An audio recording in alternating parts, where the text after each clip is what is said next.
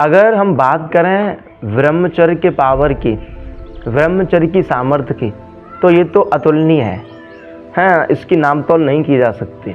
भाई ब्रह्मचर्य के अंदर वो शक्ति है, वो पावर है, वो बल है, वो विवेक है, वो ऊर्जा है जिसका कोई सामना कर ही नहीं सकता।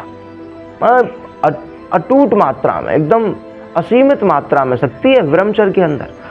अरे हनुमान जी को आप देख लो, भाई कितना बल था हनुमान जी के अंदर। जहाँ भी पैर रखा ना कप जाते थे लोग। अहे रावण की भुजा, अरे जो रावण का जो था ना, अहे रावण, उसकी भुजा उखाड़ के फेंक दी, पूरी लंका ही जला डाली, है ना। और हनुमान जी चाहते थे रावण को भी छुट्टी कर देते रावण की, लेकिन राम जी ने उनको नहीं कहा था। तो मेरे कहने का तात्पर्य बता रहा हूँ कि ब्रह्मचर्य की सामर्थ्य हनुमान जी के उत्तम उदाहरण से दी जा सकती है। इतनी शक्ति हम सब के अंदर भी आ सकती है, इतना सामर्थ्य हम सब के भी अंदर आ सकता है। हम सब ब्रह्मचर्य का पालन करें। अगर हम सब भी ब्रह्मचर्य का पालन करें तो हमारी आंखों में, हमारे मुख पर वो तेज होगा, हमारे अंदर वो बल होगा, हमारे अंदर वो शक्ति होगी, हमारे अंदर समझने की और समझाने की वो शक्ति होगी जिसका सामना कोई नहीं कर पाएगा। मैंने बहुत बार कहा है, हमारे जीवन को धन्य अगर कोई चीज बनाती है, हमारे जीवन को यदि कोई सार्थक बनाता है, तो वो ब्रह्मचर्य है। इसलिए ब्रह्मचर्य का पालन करो।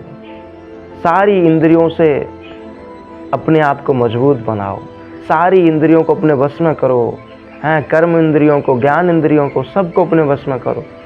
जो इंद्रिय जैसा चाहे उसके साथ वैसा मत करो, अपने हिसाब से इंद्रियों को चलाओ। अब आँख तो चाहेंगी गलत चीज़ देखना, आँख तो चाहेंगी किसी को भोग की दृष्टि से देखना, नहीं, आँखों के हिसाब से हमें नहीं चलना है। हमें आँखों को अपने हिसाब से चलाना है। अगर कोई बहन बेटी हमने देखी तो उसके चरणों को देखो, उसके चरणों को नमस्कार करो, सोचो ये तो मेरी माँ जैसी है, ये तो मेरी बहन जैसी है। कभी भी आपका ब्रह्मचर्य नष्ट नहीं होगा। लेकिन आप किसी की बहन बेटी को देखकर एकदम क्या क्या सोच लेते हैं, है ना, भोग की दृष्टि डाल देते हैं, तो आपका जीवन फिर नरक के समान ही बन जाएगा। आपका ब्रह्मचर्य फिर खंडित ही हो जाएगा। अगर ब्रह्मचर्य खंडित होगा, अगर आपके वीर का नाश होगा, अगर आप ब्रह्मचर्य से वंचित रह जाएंगे, तो फिर समझ लो आपका जीवन मुर्दे के समान हो जाएगा। तो आँखों से ब्रह्मचर्य का पालन करो और मुख से भी ब्रह्मचर्य का पालन करना पड़ेगा, क्योंकि जैसा अन्न वैसा सन्न, आहार शुद्धो तत्व शुद्धो। मुख से भी ऐसा भोजन ग्रहण करो हमेशा जो ब्रह्मचर्य में लाभदायक हो। ब्रह्मचर्य के लिए जो लाभदायक भोजन है वो है सात्विक भोजन, जिसमें प्याज लहसुन ना हो। ऐसा भोजन खाओ। अगर आप ऐसा भोजन खाओगे तो आपका ब्रह्मचर्य पूर्ण बन सकता है। और पैरों से भी ऐसी जगह जाओ, है ना, कहीं क्लब में या कि कभी भी पब में या कभी भी जहाँ अश्लीलता फैलाई जाती हो, नग्नता फैलाई जाती हो, वहाँ मत जाओ। अगर आप पब में जाओगे, क्लब में जाओगे, गलत जगह जाओगे, तो भाई ब्रह्मचर्य तो खंडित होगा ही। बताओ, सीधी सी बात है, गलत जगह जाओगे तो गलत प्रभाव पड़ेगा।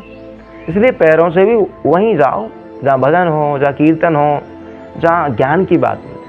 तो हमें सारी इंद्रियों से ब्रह्मचर्य का पालन करना है, कर्म इंद्रियों से, ज्ञान इंद्रियों सबसे।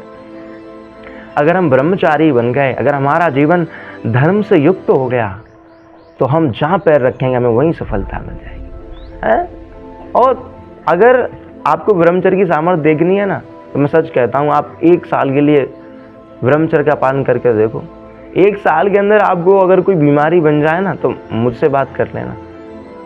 भाई ब्रह्मचारी को छोटी मोटी बीमारी कुछ कर भी नहीं पाती।